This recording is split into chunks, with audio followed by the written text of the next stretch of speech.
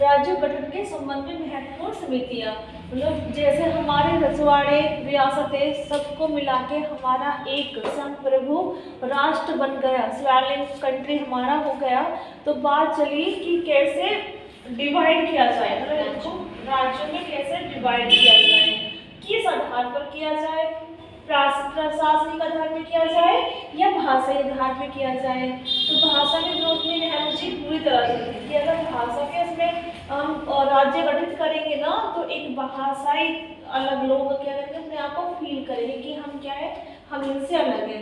उन्होंने कहा कि प्रशासनिक के आधार पर हम ना राज्य बनाएंगे। यहाँ पे देखो ये फर्स्ट समिति बनी थी राज्य पुनर्गठन में, पहली समिति आई थी भाषाई प्रांतीय समिति, यानी कि भाषाई प्रांतीय समिति में क्या गठन इसका जून 1948 में हुआ।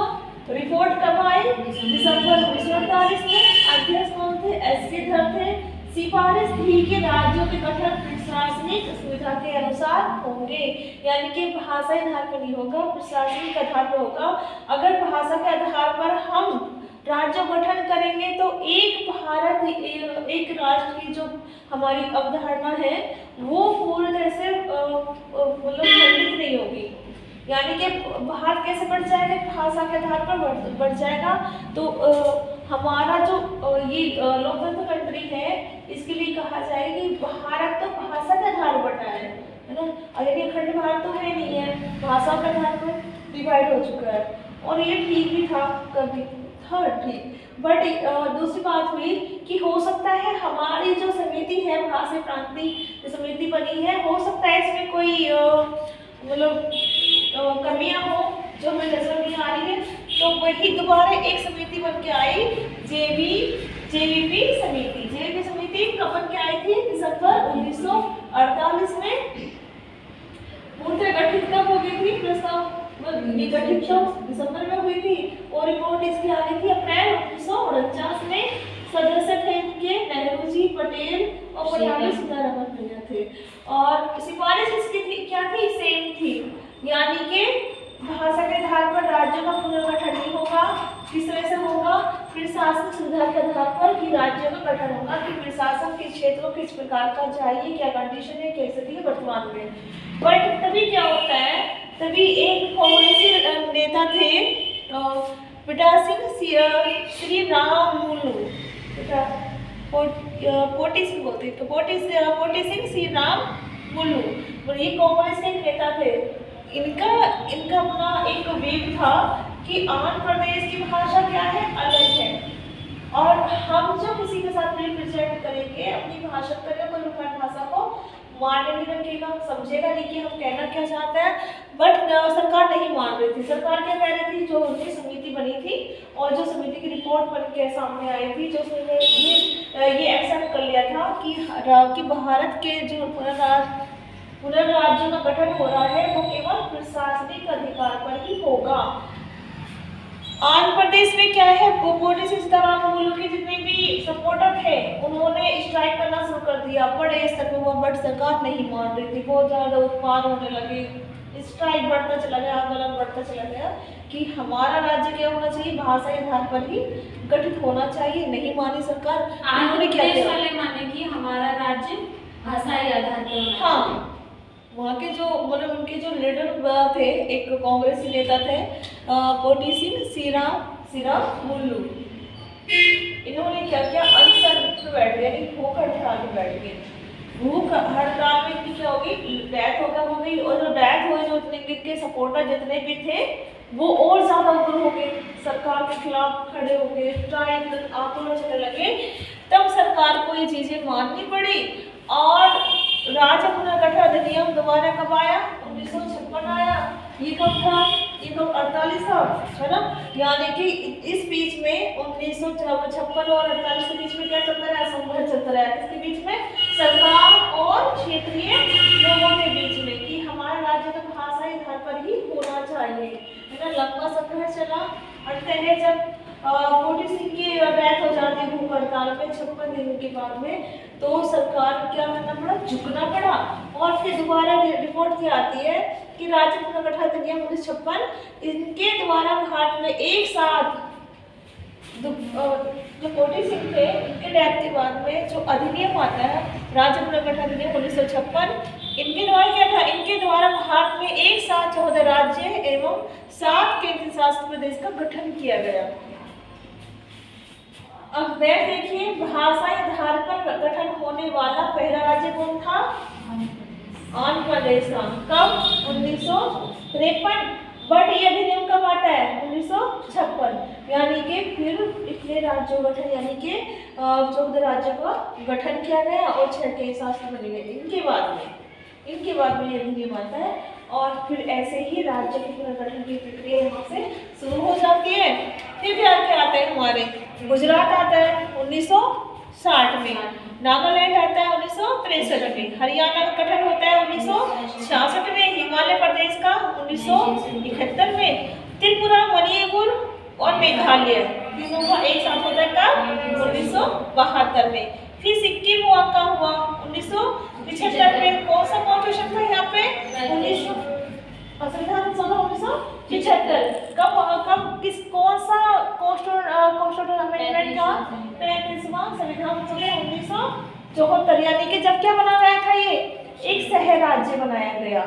ये कहा गया, मतलब ये भी क्या है, हमारे ही राज्य, हमारे भारत का राज्य है, यूटी था। बट क्या हुआ, 36वां संविधान संशोधन 1975 में हुआ और इसको पूर्ण राज्य का दर्जा दिया गया। लेकिन उससे पहले क्या था, एक यूटी था। ये भी यहाँ पे एक अपना एक शासन प्रशासन था, राजा था यहाँ का, वो भी ये मानता था कि मेरी रियासत अलग रहे। लेकिन कुछ कारणों के उस प्रेजेंटली कंडीशन के तहत उसे क्या कर दिया गया, थोड़ा कर दिया गया कि चलो ठीक है तुम कर लो बट भारत में शामिल हो जाओ। मतलब पहले की तो यही थी ना, कोई मतलब सबकी अपनी सोच थी। अब ये सोचिए, जैसे माना हम अपने घर के खुद मालिक हैं, जो चाहे हम करें, जिस तरह व्यवस्था करें हम करेंगे अपनी सुविधा के अकॉर्डिंग, अपनी नीड्स के अकॉर्डिंग। अगर कोई हमसे कह दे कि भाई अब तुम्हारा घर ठीक है तुम रहो, बट होगा वो जो हम चाहेंगे, तो एकदम रेडी नहीं हो जाता ना, क्योंकि वो चीजें पहले से चली आ रही हैं, तो उसके लिए थोड़ा टाइम चाहिए। तो सरकार वल्लभ भाई पटेल ने ये सोचा था कि अभी जैसे प्रेजेंटली सबका प्रशासन बन रहा ना, इनको पढ़े रहने दो, जो इनकी तोपें हैं, हथियार है, सैनिक है, वो रहने दो। अभी उनका क्या था कि बस एक बार आ तो जाए, यानी कि एक अखंड भारत में ये शामिल तो हो जाए, बाद देखा जाएगा। जैसे वो हैबिचुअल हो जाते हैं चीजें, हम ढल जाते हैं कुछ दिनों के बाद में। ऐसे ही सिक्किम को भी ये ठीक है अपनी सेना रखिए, अपने रियासत खुद मालिक नहीं, बट भारत में शामिल हो जाइए। आप ये कहो कि हम इंडियन हैं। तो स्टार्टिंग में क्या था, स्टार्टिंग में तो ये किया था कि 74 में कि आप भारत में मिल गया और फिर क्या हुआ दूसरा, क्योंकि जैसे टाइम बढ़ता है, क्या बढ़ता है, अपने सोच विचार से करते हैं, समझ में आता है लोगों को क्या हम क्या हैं, हम इंडियन है ना। पहले ये कहते हैं ना कि सिक्किम राज्य से या सिक्किम हमारा देश है।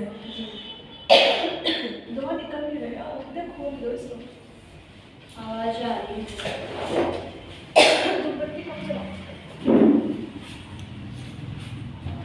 तो सिक्किम को पूर्ण राज्य का दर्जा कर दिया गया 1975 में। यानी कि तब तक कश्मीर के लोग भी ये समझ गए थे कि हम इंडियंस हैं, हम भारत में शामिल होना चाहिए। 1975 में, हाँ जैसे मैंने बताया ना, शुरुआती प्रक्रिया में हमारे में करना था, हमें केवल ये करना था कि कैसे भी हो, कुछ भी हो, जो हमारे भारत का राज्य है, रियासत है, वो किसी और राज्य में ना जाए, चाइना में ना चले जाए, तो कहीं और का आक्रमण ना कर ले, क्योंकि चाइना सिक्किम है किधर, जो सिक्किम है हमारे इधर, ये तो सिक्किम है, ये सिक्किम है, यहाँ पे क्या है, भूटान, नेपाल बैठे, ये चाइना है।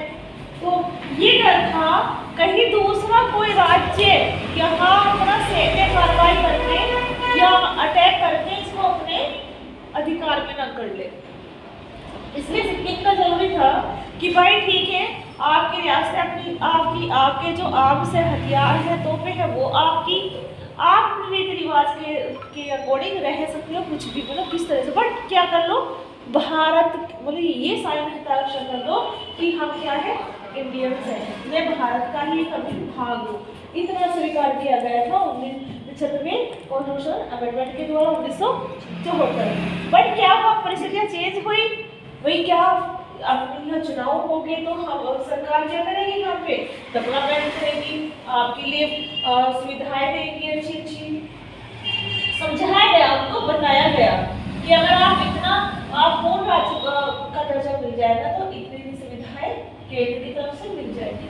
तो 36वां कॉन्स्टिट्यूशन अमेंडमेंट द्वारा 1975 में पूर्ण राज्य का दर्जा दिया गया।